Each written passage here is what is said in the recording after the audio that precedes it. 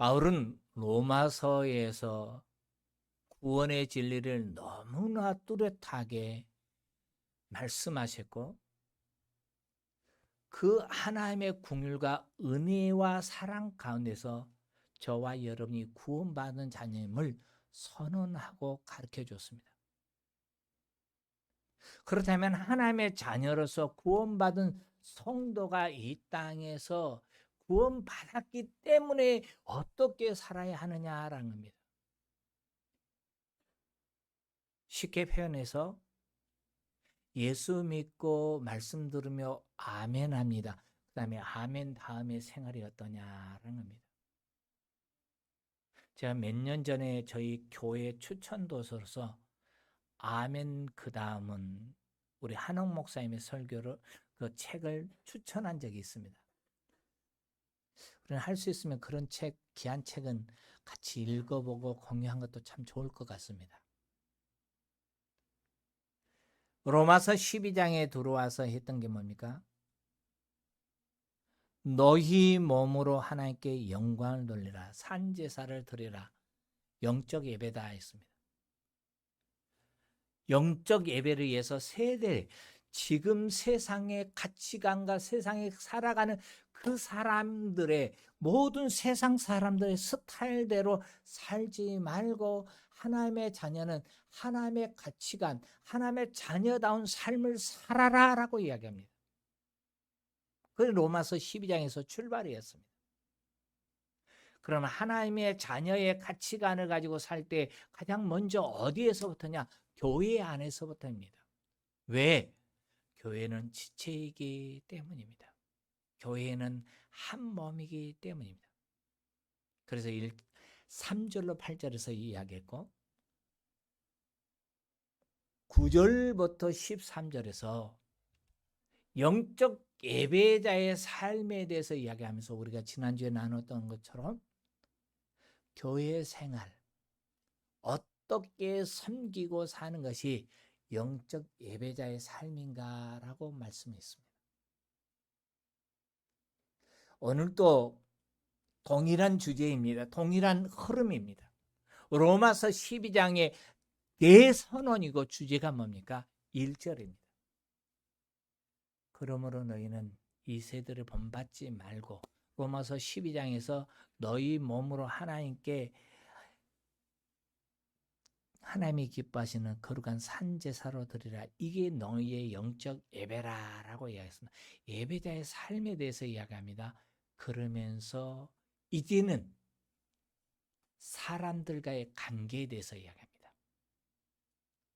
우리는 모두 다 사회의 구성원입니다. 구성원으로서 거기에 합당한 생활을 해야 합니다. 구성원입니다. 그런데 구성원이 그 구성원으로서의 합당한 생활을 하지 않으면 민폐라고 이야기합니다. 예를 들어서 보십시다. 지하철 안에 지하철을 타고 가고 있습니다. 그런데 그 지하철 안에서 지하철을 타고 가는 그 안에서 두 젊은 남녀가 사랑을 나눕니다. 애정의 행각을 벌입니다. 좋죠? 뜨겁죠? 다른 사람의 눈에 들어오지 않죠. 그런데 너무 과도한 애정 행각을 보이면 뭐라고 하죠? 민폐야라는 겁니다. 말세다라고 어르신들은 이야기합니다. 너무하지 않냐라고 이야기합니다.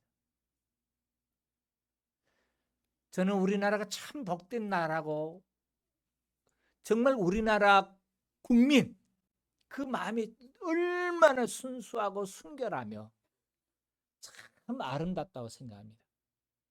물론 개 중에는 민폐를 끼치는 사람들 참 많습니다. 우리 그런 말이 요즘 유행하죠. 돈벼락 맞아라. SNS를 통해서부터 시작돼 갔습니다. 공유입니다. 나눔입니다. 어떤 사람이 다른 사람에 의해서 피해를 입었습니다. 그 피해 입은 사람을 향해서 내가 그에게 해를 끼치지는 않았습니다만은 그를 돕겠다고 나가는 것이 돈벼락입니다. 얼마 전에도 그랬죠. 김밥 장사를 합니다. 힘들고 어렵게 합니다. 근데 한 사람이 와서 김밥 주문을 많이 했습니다. 한두 줄이 아닙니다. 몽땅히 했습니다. 그런데 김밥을 다 준비해 놨는데 연락도 받지 아니하고 오지도 않습니다. 참 악한 사람이죠. 너 한번 당해봐라죠. 그게 SNS에 올라갔고 그걸 봤던 모든 사람들이 그 가정을 돕겠다고 나선 겁니다. 피해를 보상해 준다는 거죠. 그래서 어떤 회사에서는 자기 회사 직원들이 함께 나누어야 할 것을 그곳에 가서 몽땅 주문했습니다. 피해를 봤던 것이 도리어 복이 돼버린 거죠. 이익이 된 거죠. 참 우리나라 사람들의 마음이 이만큼 순수하고 아름다운 뜨거운 따뜻한 사랑이 있는 것은 사실인 것 같습니다. 그러한 나라에 살고 계신 여러분을 축하드리고 축복합니다. 귀합니다. 얼마나 아름답습니까? 이런 좋은 것은 우리 또 이어가기를 원합니다. 이 모든 것을 가르쳐 한마디로 얘기하면 대인관계라고 이야기합니다. 사람과 사람과의 관계입니다. 사람과 사람과의 관계는 덕을 세우는 관계가 되어야 합니다. 덕을 세워줘야 합니다. 나만을 생각하는 이기주의가 아닙니다. 어떤 면에서 보면 사회생활에서 성공하는 사람들이 누구입니까? 머리가 똑똑하고 좋은 사람이 아닙니다. 조금 지식적으로 떨어져도 대인관계가 참 좋은 사람, 그 사람은 성공합니다. 따뜻함이 있기 때문입니다. 오늘 본문 말씀에는 하나님의 자녀인 성도가 이 땅에 살아가면서 어떻게 대인관계를 맺고 살아야 하느냐라는 겁니다. 인간관계가 어떻게 맺어야 하느냐라는 겁니다. 왜냐하면 고린도전서 10장 31절에 너희는 먹든지 마시든지 무엇을 하든지 다 하나님의 영광을 위하여 하라 했습니다. 바꿔서 이야기하면 우리가 아름다운 대인관계를 잘 맺고 살면 그것이 궁극적으로 곧 하나님의 영광을 드러낸 줄 믿으시기 바랍니다. 그래서 오늘 본문에서 우리에게 대인관계에 대해서 이야기합니다. 여기 오늘 대인관계에 대해서 이야기하면서 말씀하신 게 뭡니까? 21절을 보니까 악에게 지지 말고 선으로 악을 이기라. 선으로 악을 이기라라는 겁니다. 모든 사람과 더불어 관계를 맺고 살아가는 중에 특별히 믿음의 성도인 하나님의 자녀들이 믿음을 소유하고 살면서 믿는 성도들 안에서도 그래야 합니다만은 믿지 않는 사람들 가운데서도 그렇습니다. 왜냐하면 저와 여러분은 하나님의 자녀고 성도가 돼서 성도라는 교회 안에 공동체 안에서만 살 수 있는 존재가 아닙니다. 우리의 시민권은 하늘에 있습니다. 그렇지만 우리는 오늘 발을 내딛고 살고 오늘 만나는 사람들이 또 교회를 벗어나서 나가서 만나는 모든 사람들이 믿는 성도보다는 믿지 않는 지체들, 앞으로 예수를 믿고 구원받아야 할 하나님의 예비된 자녀들을 만난다는 겁니다. 그 안에서 우리가 어떻게 해야 합니까? 21절 이 말씀은 오늘 우리가 나누어야 할 말씀의 대전제고 선언입니다. 악에게 지지 말고 선으로 악을 이기라 입니다. 그런데요, 선으로 악을 이긴다 쉽지 않습니다. 왜냐하면 저와 여러분은 감정이 있습니다. 때로는 이 머리는 이해가 되고 머리로서는 그래, 그렇게 살아야지 합니다. 근데 이 마음이 어떻습니까? 우리의 마음에서는 어떻습니까? 어렵습니다. 머리는 이야기가 되고 머리로서는 받아들여진 것 같은데 이 마음이 문제죠. 아니다는 겁니다. 사람은 감정이 상하면 달라집니다. 이 마음의 감동이 오고 감정이 합하면 어떤 희생도 지불을 하는 것이 사람입니다. 근데 선으로 악을 이기라. 저 사람이 나에게 해를 끼쳐서 그 사람에게 내가 선을 베푼다. 쉽습니까? 어렵습니다. 머리가 이해가 됐으니까 할 수 있다. 그 사람은 성자 중에 성자라 할 수 있을 겁니다. 마치 예수님이 자신을 팔 가룟 유다를 알고 있습니다. 그러면서 가룟 유다에게 회개할 기회를 몇 번 줍니다.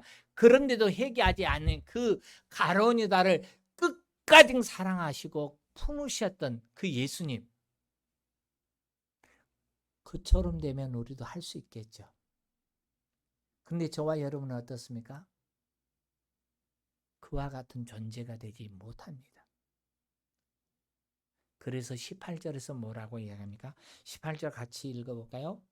할 수 있거든 너희로서는 모든 사람과 더불어 화목하라. 모든 사람과 더불어 화목하라. 사회생활을 하면서 한마디로 적을 만들지 말아라 입니다. 선을 베풀어 주어라 입니다. 평화해라, 화목해라 라고 합니다. 그런데 화목하라라고 이야기하면서 먼저 붙이고 있는 수식어가 있습니다. 뭡니까? 할 수 있거든입니다. 좋은 관계를 맺고 살아야 합니다. 그런데 그 관계가 무척 어렵다는 겁니다. 힘들다는 겁니다. 비록 최선을 다한다 할지라도 어려울 때가 있습니다. 어렵더라도 그렇기 때문에 어려울지라도 가능한 할 수 있거든. 세상에서 이것 먼저 우선해라라는 겁니다. 서로의 좋은 관계를 맺고 살기 위해서 대인관계에서 나에게 악을 행하는 사람을 향해서 내가 똑같이 악으로 대하지 하냐고 예수님처럼 살아가기가 어렵습니다. 힘듭니다. 그럴지라도 우리는 그처럼 살아야 합니다. 왜냐하면 예수 그리스도를 믿는 지체이기 때문입니다. 우리 주 예수님은 하나님과 우리와 원수될 때 그것을 회복시키기 위해서 이 땅에 오셨고 십자가의 죽으심으로 하나가 되게 했습니다. 유대인과 이방인의 막힌 담을 헐기 위해서 이 땅에 오셨고 예수 그리스도는 그의 사랑의 섬김을 통해서 회복시켰습니다. 그러므로 우리는 악한 자에게 악으로 대하지 말고 선으로 악을 이길 수 있는 믿음의 증인들이 되기를 주의 이름으로 축원합니다. 그렇다면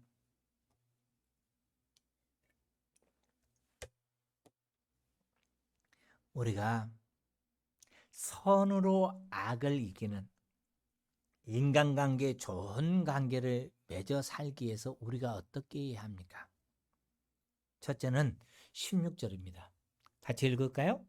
서로 마음을 같이하여 높은 데 마음을 두지 말고 도리어 낮은 데 처하며 스스로 지혜 있는 척 하지 말고 지혜 있는 척 하지 말라 했습니다. 한마디로 이야기하면 잘난 체 하지 말어입니다. 이걸 바꾸면 나는 너와 달라라고 이야기하지 말고 우쭐대지 말며 겸손한 자가 되라라는 겁니다. 사람들은 모든 사람 다 우쭐대고 싶은 기질이 있습니다. 한마디로 말 한마디로 가지고 저 사람을 확 꺾어놓고 싶은 그러한 마음이 우리 안에 있습니다. 그런데 그러지 말라는 겁니다. 그래서 16절에서 높은 데에 마음을 두지 말라.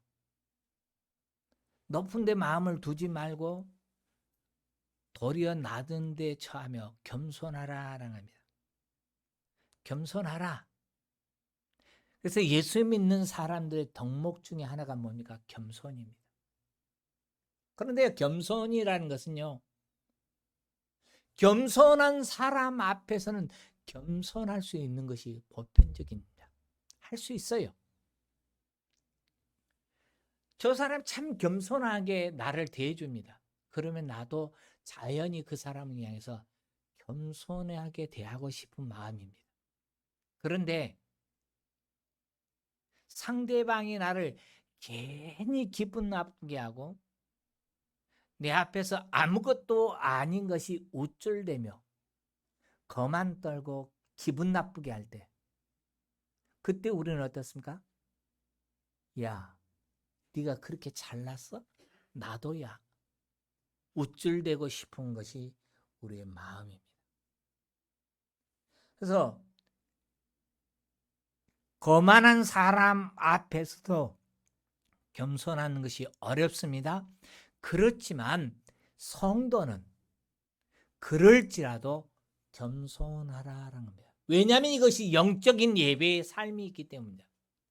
이것이 구원받은 하나님의 자녀로서의 생활하는 모습이기 때문입니다. 구원받았다는 증인의 삶이기 때문이라는 겁니다. 그러므로 겸손하라랍니다. 두 번째로 15절입니다. 15절 같이 읽을까요? 즐거워하는 자들과 함께 즐거워하고 우는 자들과 함께 울라. 쉬운 것 같죠? 즐거워하는 사람과 함께 기뻐 뛰며 즐거워하고 우는 사람과 함께 손을 맞잡아주면서 마음을 애통하고 어루만져주는 자가 되라. 위로해주는 자가 되어라. 쉬울 것 같습니다. 그런데 슬픔을 당한 사람 같아 옆에 가서 죽쳐버리지 아니하고 그를 위로하고 격려해 주는 것은 그런대로 해볼 만합니다. 그런데 문제는 뭡니까? 좋은 일을 만난 사람들, 그 사람 앞에서 함께 좋아하고 기뻐할 수 있겠느냐라고 합니다. 우리나라 속담에 그런 말 있죠. 사촌이 논을 사면 배가 아프다. 그 말을 하니까 옛날에 어떤 분이 그런 이야기를 하더라고요. 그것은 그 사람을 축복해주고 잘되게 하기 위해서다라는 겁니다. 왜냐하면 배가 아파야 뒤를 보고 뒤를 봐야만이 그것이 걸음이 돼서 그 밭에다 뿌려주니까, 그 논에다 뿌려주니까 그 사람 축복해 주는 거다라고 이야기하더라고요. 이야, 한 수 더 뜨는 고 단위의 말을 하더라고요. 그런데 우리 속담에서 사촌이 논을 사면 배가 아프다, 이 말은 그런 의미가 아닙니다. 사촌이 잘 되면 기분 나쁘다는 겁니다. 내가 누려야 하는데 저 사람이 누렸다라는 겁니다. 우리 인간의 가장 최초의 비극이 뭡니까? 가인이 아벨을 죽인 사건입니다. 믿음의 귀한 성도 여러분, 가인이 왜 아벨을 죽였습니까? 이유가 뭘까요? 우리 그 이유를 보십시다. 창세기 4장 4절 5절입니다. 같이 읽습니다. 아벨은 처음 태어난 아기 양과 양의 기름을 바쳤습니다. 여호와께서는 아벨과 그의 제물을 받으셨으나 가인과 그의 제물을 받지 않으셨습니다. 가인은 매우 화가 나서 안색이 변했습니다. 가인이 아벨을 죽인 이유가 뭡니까? 여기에 답이 있습니다. 안색이 변했다는 겁니다. 왜 안색이 변했습니까? 나는 하나님 앞에 예배 드린다고 들었는데 하나님 받지 않았는데 저 아벨은, 저 아벨은 받았다는 겁니다. 이 부분에서 뭐가 있습니까? 아벨이 없었으면 하나님은 내 것을 받으셨을 거야 라는 겁니다. 아벨이 있었기 때문에 하나님이 내 것을 받지 않았어입니다. 그것은 무엇입니까? 내가 받아야 할 것을 아벨이 대신 받았다는 겁니다. 손해봤다는 겁니다. 아벨 때문에. 그래서 기분 나빠요. 하나님이 둘 중에 하나만을 받으시는 그런 째째한 하나님입니까? 오늘 이 자리 예배에 참여하는 모든 성도들 가운데 어떤 사람의 예배는 받으시고 어떤 사람의 예배는 받지 아니하시는, 구별시켜서 받는 그런 조금 마음이 째째한 하나님이십니까? 아니죠. 이곳에 모여서 예배하는 우리 모두가 하나님의 말씀대로 신령과 진정으로 예배드릴 때, 온전한 예배드릴 때 우리 모두의 예배를 받으신 줄 믿으시기 바랍니다. 아벨의 예배를 받으셨던 그 하나님, 가인의 예배를 받을 수 있어요. 받고 싶었어요. 그런데 가인이 문제는 뭡니까? 말씀대로 하지 않았다는 게 문제죠. 존귀한 믿음의 성도 여러분, 오늘 이렇게 예배드리나 흩어짐의 가운데서 예배나, 우리의 예배는 하나님이 받으실 만한 예배가 되어야 합니다. 그런데 우리가 하나님이 받으실 만한 예배가 되지 못하면 주예전에 모여서 함께 예배한다 할지라도 우리 하나님 싫어하십니다. 받지 않으실 겁니다. 우리는 가인처럼 남이 잘된 것을 못 보겠다라는 그런 기질이 있어서는 아니 됩니다. 주님은 우리에게 말씀합니다. 기뻐하는 자와 함께 기뻐하고 우는 자와 함께 울라랍니다. 사이가 좋든 나쁘든 떠나서 이웃이 진정 슬퍼한 일을 당하면 함께 슬퍼하고, 기쁜 일을 당하면 내가 비록 그것을 못했다 할지라도, 마음이 아프고 힘들다 할지라도 진짜 축하해주고 진짜 축복해주고 즐거워하라는 겁니다. 같은 회사에서 같이 일을 해갑니다. 그런데 열심히 하는데 어떤 사람은 나보다 먼저 진급에 올라갑니다. 똑같이 출발했습니다.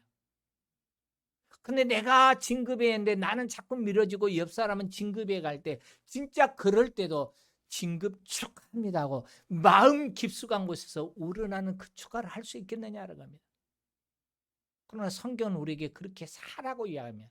그것이 영적 예배자의 삶이라고 이야기합니다. 존귀한 믿음의 성도 여러분, 이웃이 잘 되는 것 때문에 은근히 고통스러워하고 상처 주는 것이 아니라, 자기보다 형제가, 자기보다 이웃이, 자기보다 다른 지체가 잘 되면 질투하고 마음 불편해하지 마십시오. 어렵습니다. 그러나 축하하십시다. 왜냐하면 그게 하나님의 자녀들의 삶이기 때문입니다. 하나님이 우리를 향한 마음이 그곳이기 때문입니다. 세 번째로 14절입니다. 14절 같이 볼까요? 너희를 박해한 자들을 축복하라. 축복하고 저주하지 말라. 이 박해, 신앙적인 문제죠. 신앙이죠. 넓은 의미로 보면 아무 이유 없이 괴로움을 당하고 암암리의 손해를 본다라는 겁니다. 얼마든지 예수 믿는 것 때문에 물건을 빼앗기고, 예수 믿는 것 때문에 가족이 뿔뿔이 흩어지고, 예수 믿는 것 때문에 뺨을 맞고, 예수 믿는 것 때문에 손해 볼 때 진짜 축복해 줄 수 있겠느냐라는 겁니다. 불가능합니다. 그런데도 성경은 우리에게 이야기합니다. 저주하지 말고 축복하라라는 겁니다. 그렇다면 우리가 어떻게 하면 그 말씀대로 순종할 수 있습니까? 예수님이 사셨던 모습을 다시 한번 볼까요? 베드로전서 2장 23절입니다. 같이 읽어볼까요? 예수님은 모욕을 당해도 욕하지 않으셨습니다. 고난을 받을 때도 이협하지 않으셨습니다. 그는 모든 것을 공정하게 심판하시는 하나님의 손에 자신을 맡기셨습니다. 할렐루야. 어떻게 할 때 축복할 수 있느냐는 겁니다. 마지막 부분 보십시오. 마지막. 그는 모든 것을 공정하게 심판하시는 하나님의 손에 맡겼다라는 겁니다. 이 말씀은 무엇입니까? 악을 악에게 지지 말고 오히려 축복하는 인생이 되라. 베드로전서 3장 9절에서 이야기합니다. 어떻게 할 수가 있겠습니까? 어떻게 축복할 수 있습니까? 주님께 맡길 때 가능합니다. 우리는 핍박한 자들 축복하도록 하기 위해서 부름받았습니다. 그러므로 상대가 우리에게 복을 빌어야 내가 복을 빌지가 아닙니다. 우리는 해야 합니다. 왜냐하면 우리 입에는 참 귀한 것 중에 하나가 뭐냐면 우리 입에는 놀라운 능력이 있는데 우리 입술에는 축복과 저주가 함께 있습니다. 야고보서 3장 9절 10절에 가서 보면 우리 혀는 하나님을 찬양할 수 있어요. 하나님의 형상대로 지음받은 사람을 저주할 수도 있습니다. 우리 입술에서는 한 입을 가지고 축복할 수도 있고 찬양할 수도 있습니다. 이런 것이 우리의 입에서 한 번에 우리의 입을 통해서 나오게 해서는 아니 됩니다. 그러기 때문에 우리는 저주가 아니라 나를 박해한 사람을 위해서 저주가 아니라 나를 괴롭게 하는 사람은 야, 너 그래 두고 보자. 너 잘된가 보자. 그렇게 저주가 아니라 그를 향해서 축복해 주십시오. 왜냐하면 베드로전서 3장에서 베드로전서 2장에서 예수님이 모든 것을 하나님께 맡겼던 것처럼 우리 주님이 하셨던 대선을 한번 좀 보십시다. 누가복음 10장 5절로 6절이면 같이 읽습니다. 어느 집에 들어가든지 먼저 이 집에 평화가 있기를 빕니다. 라고 말하여라. 만일 평화에 사람이 있으면 내 평안이 그 사람에게 머물 것입니다. 그렇지 않으면 그 평화가 내게 돌아올 것이다. 할렐루야. 무슨 말인지 잘 기억해 보십시오. 제가 이렇게 여러분에게 좀 더 쉽게 표현해 드릴게요. 장로님하고 저를 비유를 드리겠습니다. 제가 장로님 가정에 가서 축복하고 평화를 빌었습니다. 근데 장로님이 가정이 그 평안과 축복을 받을 만하면 그것이 장로님 가정에 임합니다. 그런데 만약 받지 못할 자격이 되어 있다면 그것이 누구에게 임한다고요? 내가 축복한 내게 다시 임한다는 겁니다. 이 믿음의 귀한 성도 여러분, 이걸 잘 기억해 보십시오. 여러분이 여러분의 원수를 향해서 축복했습니다. 다른 사람을 위해서 저주하지 않냐고 축복을 많이 했습니다. 그런데 그 사람이 그것을 받을 만하면 그 축복이 그에게 가지만은 그렇지 못하면 그 축복이 누구에게 온다고요? 여러분에게 돌아온다고요. 부메랑이라는 겁니다. 그런데요,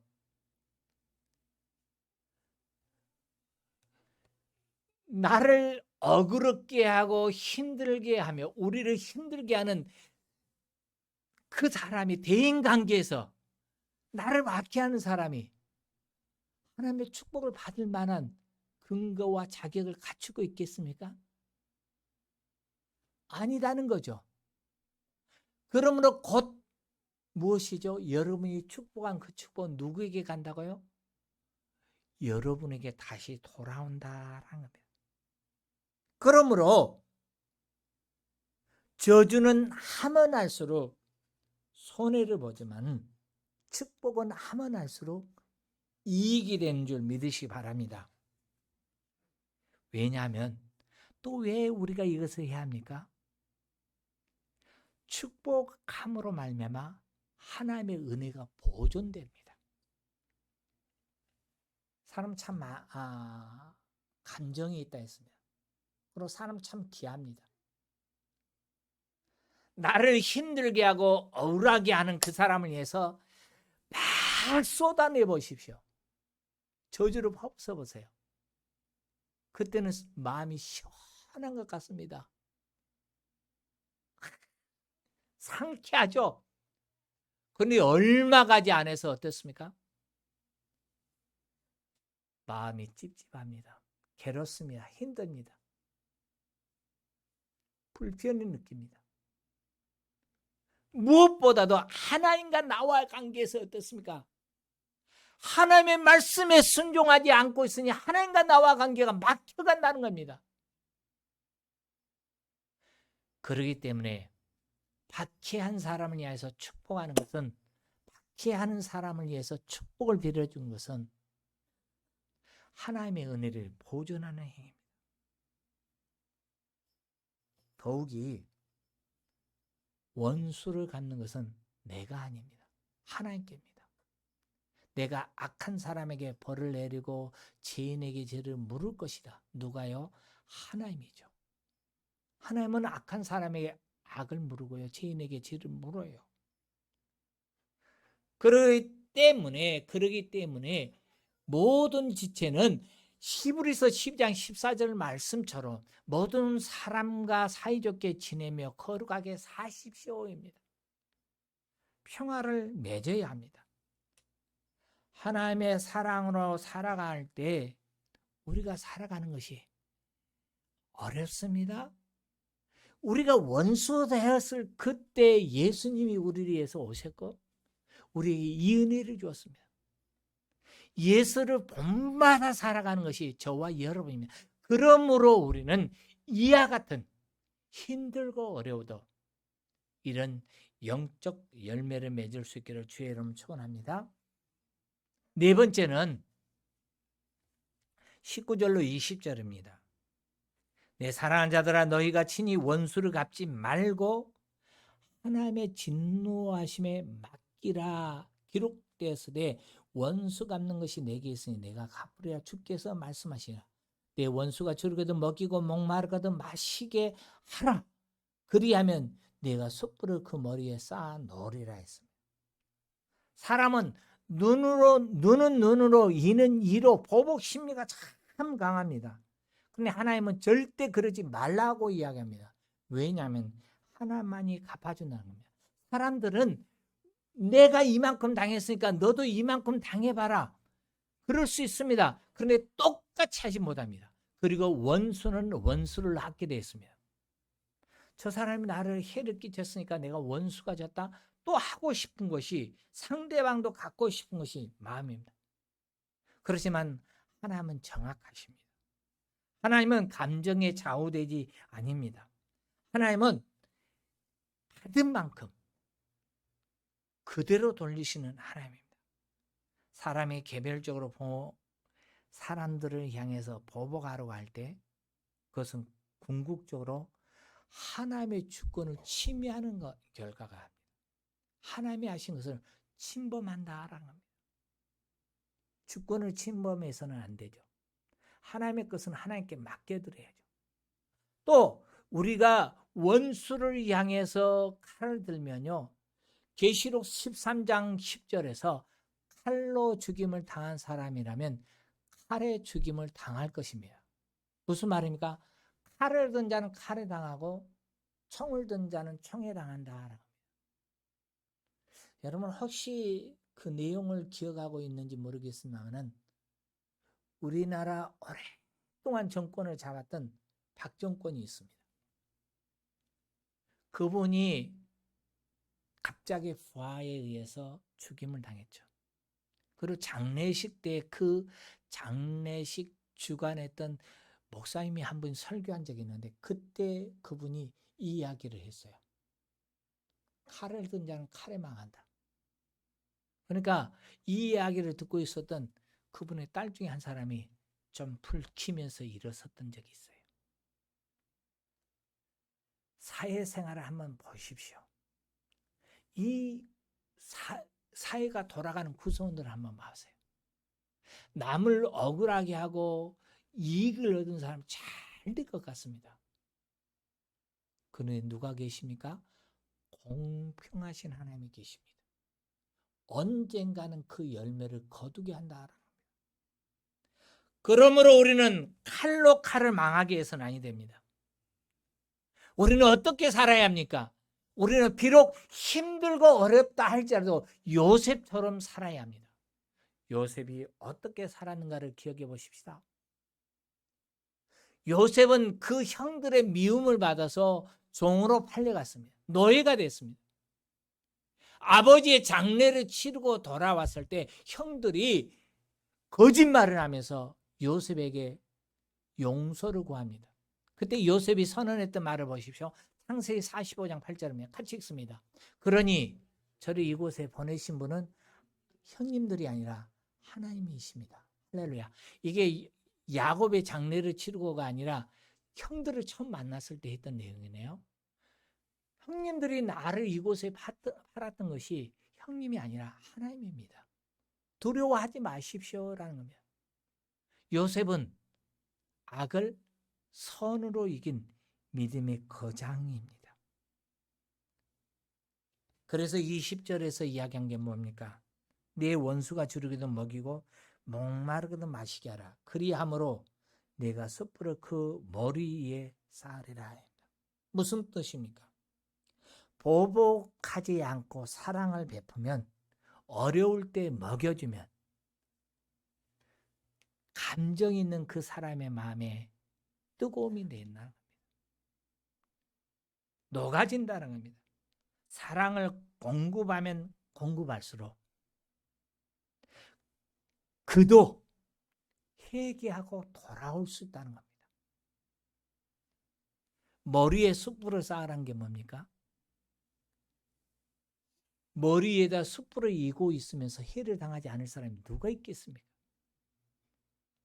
사랑케 한 성도 여러분, 우리는 그러므로 말씀처럼 살아야 합니다. 그런데요, 이 말씀처럼 살려고 몸부림쳐도 어렵습니다. 힘듭니다. 할 수 없는 것이 우리 인간이에요. 설교를 하고 있는 저도 못합니다.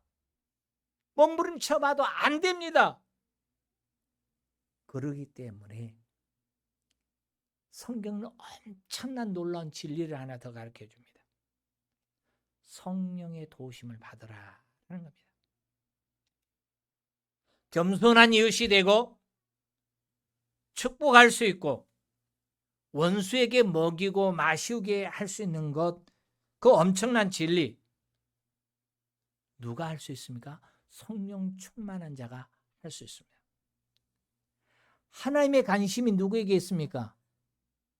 하나님의 관심은 세상 사람들에게 관심이 있는 게 아니라 그 자녀들에게 관심이 있어요.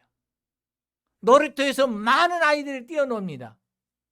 근데 그 많은 아이들을 뛰어노는데 그때 그 부모의 관심이 누구에게 있습니까? 그 자녀에게 있습니다. 그죠? 우리 아버지도 마찬가지입니다. 우리에게 있습니다.